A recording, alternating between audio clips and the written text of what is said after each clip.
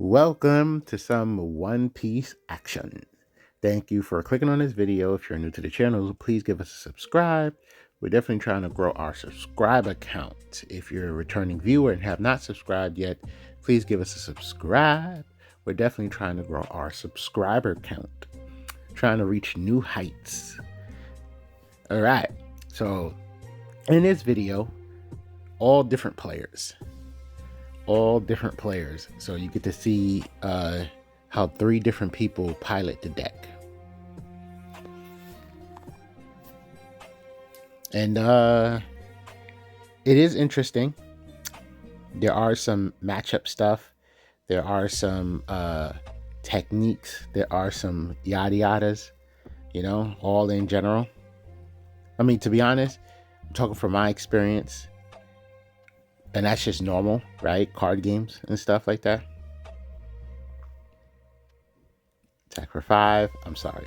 I just got a little invested. See what's going to happen. So I ain't going to lie. I thought it was going to be an early double swing. We choose to block. Okay. We don't like that banish effect. And I do get it. And we got to punt Gibson. So the hand looks too nice. That's the problem. The hand looks too nice right now. So it is difficult. See, so this is like part of the factor of playing the deck is knowing when to go for the double swing. And when I was explaining that, and I explained it in the other video and all that stuff, when I explained that to the players, it's just something that you have to see. So that's the tricky part. When you're playing, I say try not to play the board. Just try not to play the board, because you'll just end up essentially trying to play every card in your hand, never giving you the opportunity to double swing. I said find your moments to double swing. For me, I do like double swinging in the beginning. I think it's just easier. Oh, we're going to block a Don. Okay. We are developing board. So I think that's what that was. Now, in this matchup, them having banish. Ooh, and we lost a card. Ugh. In this matchup, it is annoying because we need our life cards to come to our hand so that way we can, double swing. Half the game with Kid is, well, when I say half the game, that sounds so strong. But part of this game is to draw from your life. And with banish, it's like, yeah, that's a huge set of resources we're not going to have access to. I would, yes, 100% take that. Now, granted, I would have chucked a 2K. So these are just player habits, right? Sometimes it's okay to chuck a 2K, even though it's a 1K difference. Because now we could have essentially hit the board and have Ryza help us start to draw. So, we're not going to get life cards. They're making sure we're not getting cards from life. So that's where Ryza would have just started saving the day.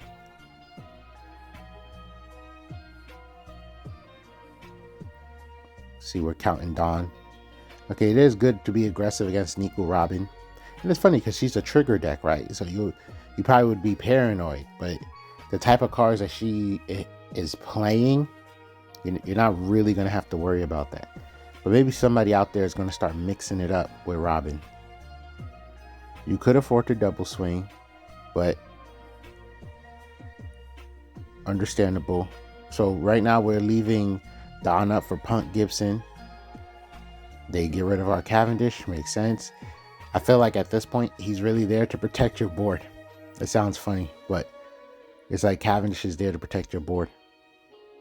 Because they're always going to use whatever they got on him.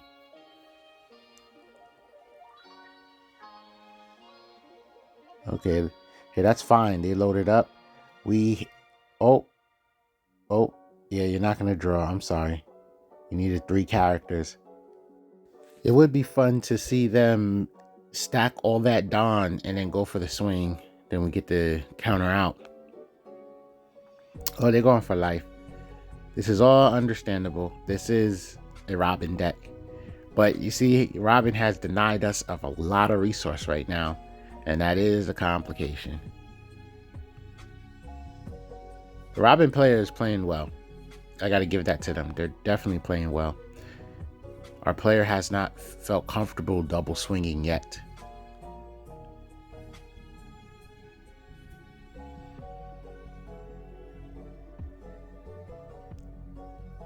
That should be coming off the board. I know you got one Don up. Oh, I forgot that that's a one Don event. I don't know how I forgot. It slipped my mind. We got to check another card. Come on, buddy. Ooh, a 2K. To me, that's telling. Either you only have 2Ks or you no longer have counter in your hand. Yeah, I would leave 2 up for Punk Gibson. That is true.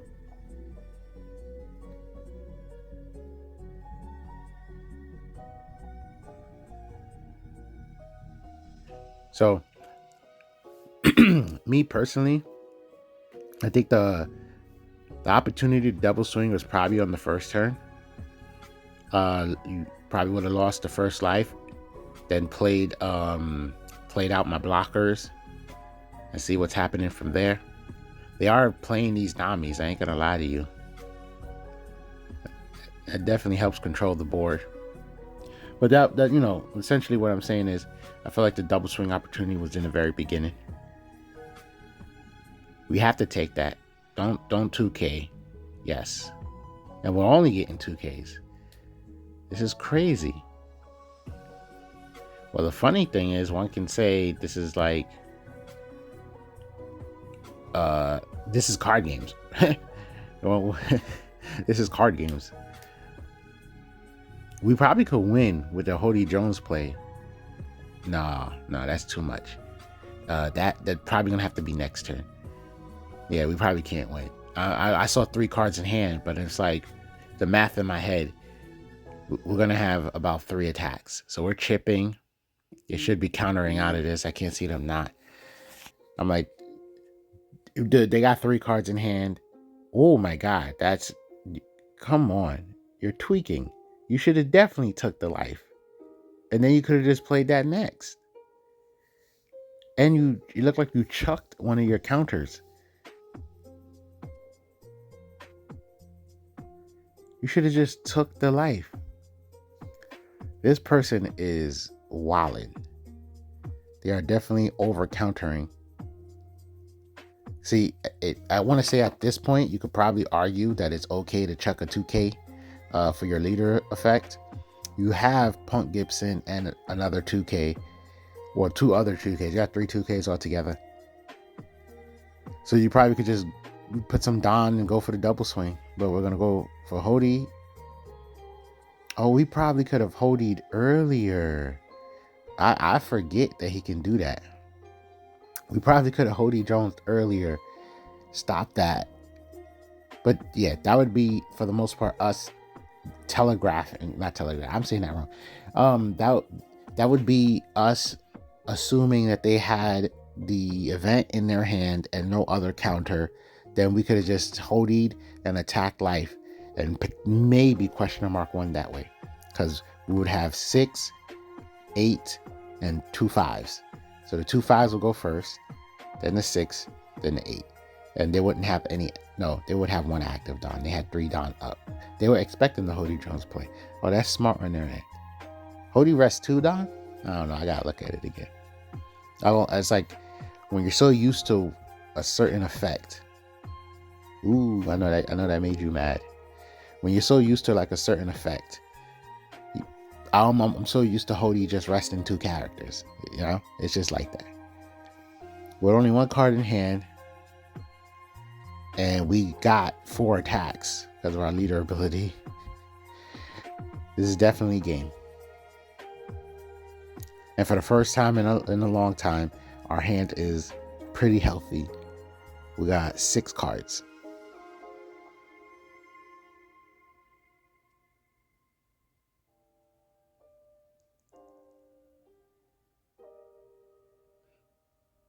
Yeah. Are we gonna? Well, this is one of those games where we never double swing, and I would say it's fine because it was a tricky matchup. We literally drew, what was it, like 6 2K counters, It looked like we drew about 6 2K counters. So it was a tricky matchup. But we can use that match as a bit of an example of what the game would look like if you never use your leader ability. What the game would look like, always playing to the board. But that matchup, it was like a counter. Now this is interesting, Yamato. Now, my personal experience in the Yamato matchup is it's all about what you're gonna draw. If you draw blockers and have your defense, you're gonna be okay. But if you don't, then you would have to counter out. Like I literally genuinely played matches where I got like no defense, all 1K counters, and I'm like, this is nuts. I have, 4 Punk Gibsons and 2 sets of 2K counters and 2 sets of blockers. This isn't making any sense. But it looks like our current player, we going low, we going high, because Basil Hawkins is a blocker too. Oh, and Punk Gibson, that's actually true. I'm not gonna lie to you, I probably would have just played both killers and then swung for 5. That way I could just hurry up and get this like board bigger. Because I would love to, draw with killer's ability. And to be honest, I would have took the 2. And then, yeah, I would have just took the 2. And then, in my imagination, because obviously the board state would be different. If the opponent really was to continue to go to life, I would have 2 blockers in play, a bunch of Dawn to do stuff with. Oh, they Nami, and a bunch of cards in hand.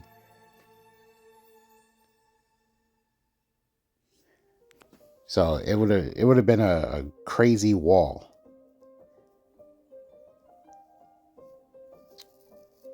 $14. Well, you got to take that one.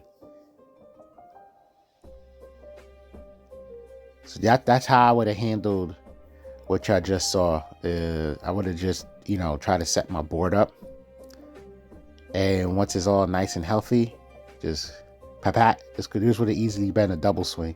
I mean, it's a double swing right now, to be honest, when you think about it. I would poke. Yeah, there you go.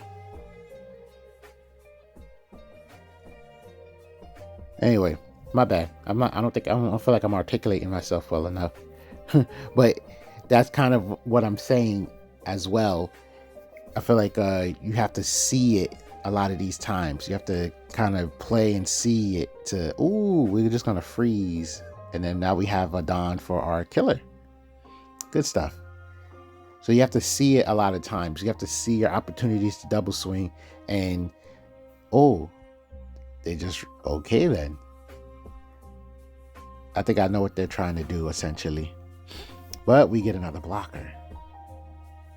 I think I know what they're trying to do, essentially. They're just like, well, I'm just going to keep harassing you. They probably got more rest cards. But we could swing very aggressively. I would play the Monet just to, eat the Dawn. Because Dawn efficiency, right? And then swing with, oh my God, they got rid of the Cavendish. Well, that changed things. Are we leaving Cat Viper on the board? We are leaving Cat Viper on the board. Are we getting the game right now? Because I ain't gonna lie, a big old double swing right now would be probably unblockable. That's kind of hilarious. That is the glass cannon effect. I can tell you that right now. If that's not a blocker.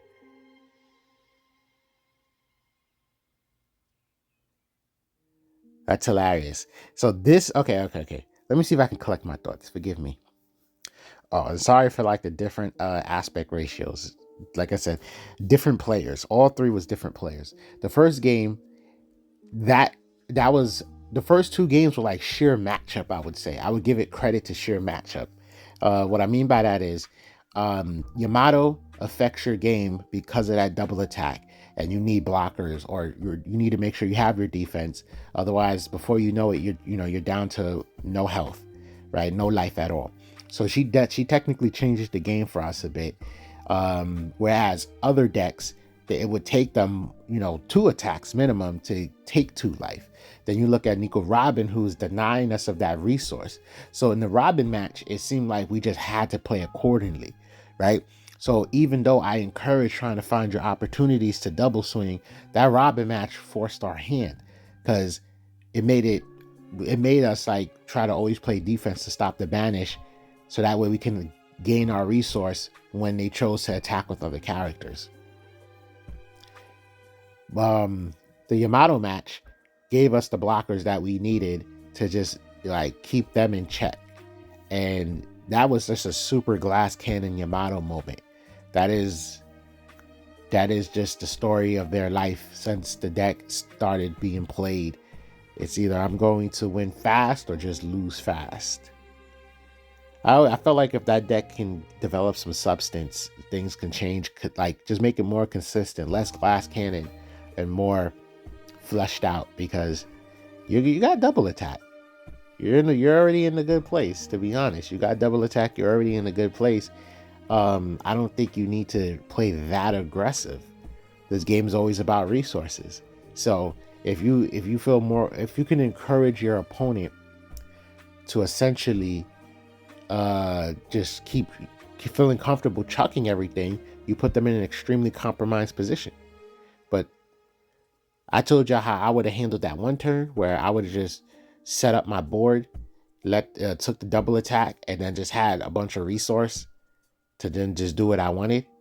I felt like in the long run it still would have played out well. But yeah. So those first 2 was like sheer matchup. Those 2 leaders with their built-in ability is just going to make you have to play different.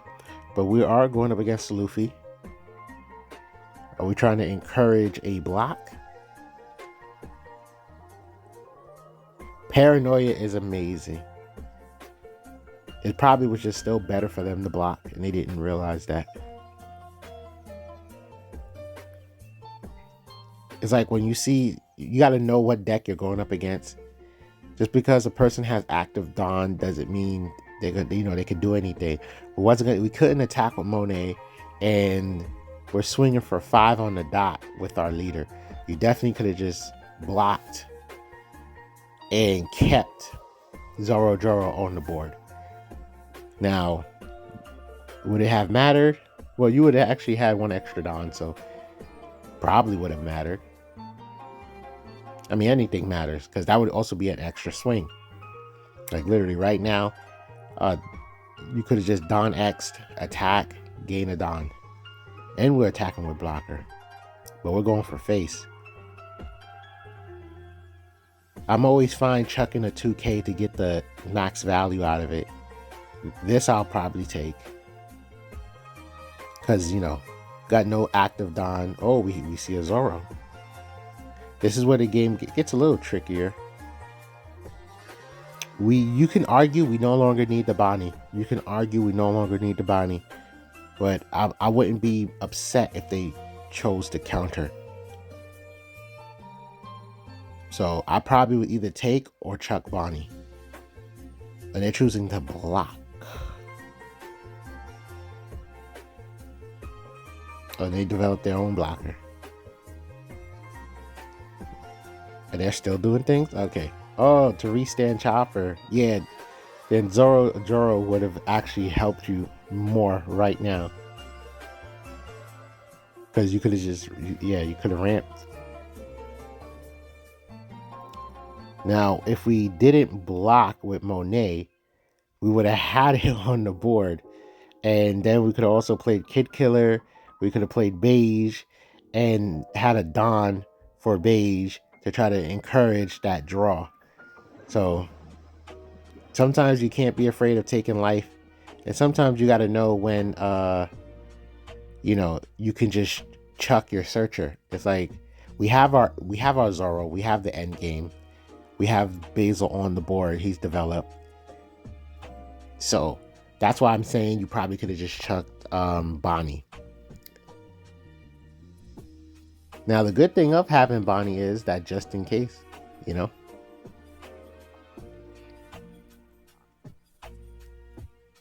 This is encouraging a block, but they're playing defense. Okay.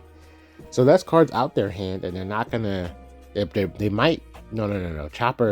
Chopper is encouraging swings. I ain't going to lie to you. Chopper is encouraging the swings. So I would be okay with developing 2 blockers and then giving a Dawn to Killer.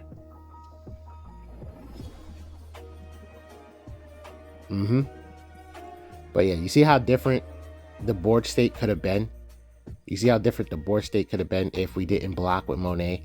If we like literally just took the life. Are we gonna attack? I respect it. I ain't gonna lie. Look at the certain condition that they're in. Okay, yeah, we managed to get something off the board, and Basil is a 7K. So we might be able to save him if they chose to attack. I mean, we always got to block with Killer. If they attack, we block with Killer and we draw a card. That's the rule. The moment you get the opportunity to draw with Killer, you take that opportunity. Oh, and they're just going to rest him. That's wild. And it has Rush. So that's a tough one. And they have enough Dawn up to really bombard our Cavendish. It would be nice to see them attack life right now. And they did. I would actually take at this point. I'm not going to lie to you.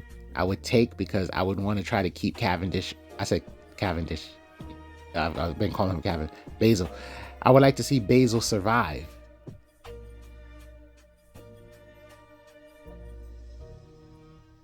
So that's why I would have took just to play it safe for Basil. And they're still out. Okay, you could. I was going to say you could 2K that. I just saw the 2K. But Pump Gibson trigger is actually really cool right here.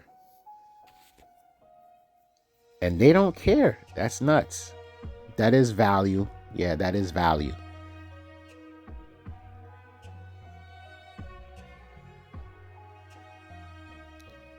They're playing very aggressive. Oh yeah, we would have won looking at the life and the swings we had. You know what I found a little funny? So I do feel like we played a little too defensive, right? Because we could have had a stronger board, right? But they played way too aggressive and it cost them, you know, because the counter attack would have devastated them and we would just get the game a turn after. But all in all, G. Thanks for watching. Oh, okay, hold on. I forgot something. Add a little extra to this video. Okay, so in terms of the deck list, we took out the Luffy's, added Monet, right? We figured basically how the meta looks right now, Doflamingo, Blackbeard, yada yada, it is a good defensive option to help control the 4-drops. But ultimately what I'm getting at is we're coming to the finalized version of the deck. So in the next video, we will be showing a deck list. So hope y'all are eager for that.